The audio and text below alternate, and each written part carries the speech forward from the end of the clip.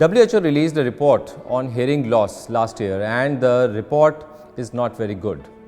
This report needs a lot of attention, and I must tell you that as per the report, 1 in 4 individuals in the world will suffer from some kind of hearing loss by 2030 if steps are not taken to identify and to rectify it.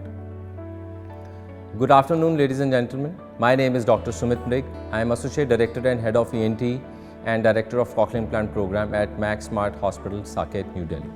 Today we are going to talk about a very important and hot burning topic which is close to my heart is congenital hearing loss and acquired hearing loss. Let me tell you, in our country every year 25 to 30,000 children are born deaf, and which is just the tip of the iceberg because the data how many become deaf in the first few years of their life is not available in the country. We have to understand that with care and with identification and detection of deafness, this can be cured during very early parts of the life, which is very important to a child brain development, speech development. Now the process of genetic hearing loss starts somewhere in utero when, because of genetic mutations which may happen because of consanguineous marriages in the religious families, or maybe intake of drugs by a woman during the pregnancy, which goes unnoticed. Generally, when a child is born, the child is able to hear to all environmental sounds, but with children who are born with congenital deafness, they are not able to listen to any sound around them. The good part is that nowadays, with simple tests such as otoacoustic emissions, a child can be diagnosed with hearing loss on day 1 of birth. So, after an otoacoustic emission test, if the test shows refer, then the test can be repeated after about 1 month, and even if then it shows refer, the child is subjected to another battery of tests called as brainstem evoked response audiometry, or a BERA. Now, the detailing of this test will tell us that a child is having what quantity of hearing loss, whether it is moderately severe, severe or profound.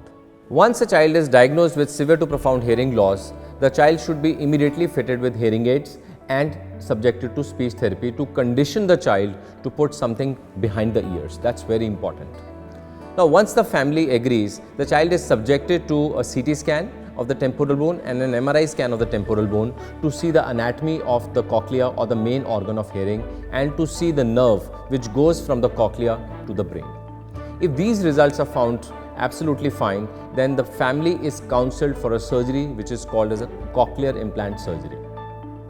Now let me tell you briefly about a cochlear implant. What is a cochlear implant? Cochlear implant is called as a bionic sense organ or your ear. Cochlear implant consists of 2 parts. You have a processor which fits around the ear just like a hearing aid. It has a telecoil and a magnet which attaches to another receiver stimulator which is put underneath the skin onto the bone covering the brain. Now let me tell you that cochlear implant surgery is not a brain surgery. Now this is the biggest myth we come across daily with patients, where they think that the child as young as 11 months is undergoing a neurosurgery. Now this is not true. This is just like a ear surgery, but you have specialized surgeon technically trained to do a cochlear implant and handle the implant device. Now the surgery lasts for about 2 to 2.5 hours, and after that the skin is closed and the child is put on to a processor, or what we call as switch on, after about 2 weeks. So what does a cochlear implant do? So cochlear implant, the processor has got a microphone which catches sound, the environmental sounds.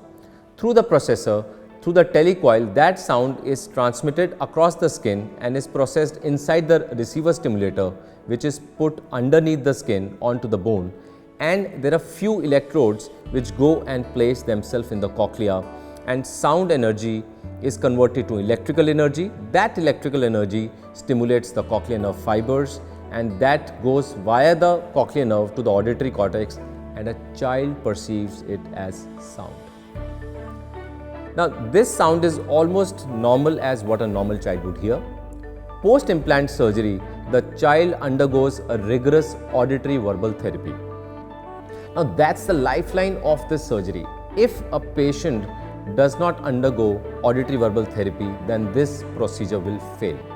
Like when a child is born and all of us keep on talking to the child and the child never responds. So because he keeps on registering these sounds in the brain, what we call as conditioning, and one day the child will come out and say, Papa, Mama or Bua.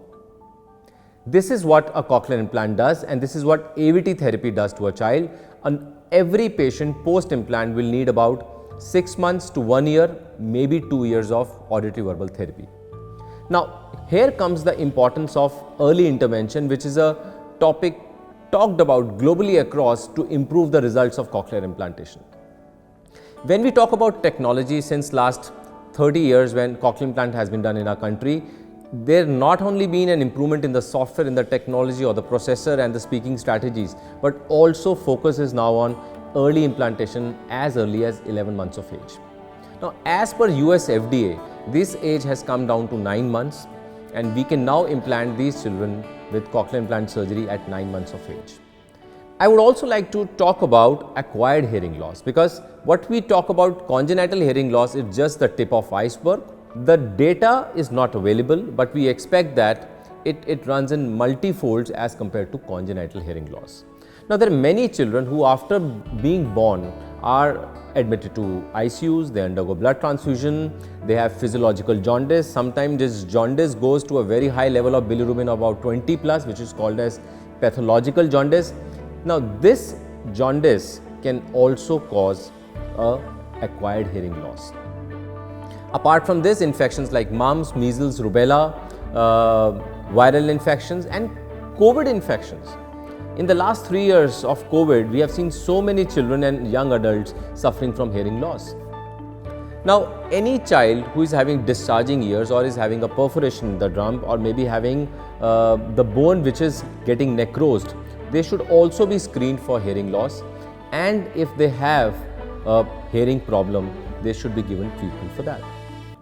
Now, what we are going to talk about is post-viral illness which causes weakness in the neural component or the sensorineural hearing loss, where the cochlear hair cells starts to get damaged. Most of these children are a candidate for a hearing aid, where a hearing aid amplifies the sound and goes it inside the cochlea, and which we hear in the brain as sound. But if steps are not taken on time and the hearing loss progresses or keeps on progressing from mild to moderate to severe to profound category, then these children also become a candidate for a cochlear implant surgery. I hope you find this video useful, and this will help you in diagnosing any child or any adult, any family member in your family having hearing loss, and you will get them their ENT consultation today.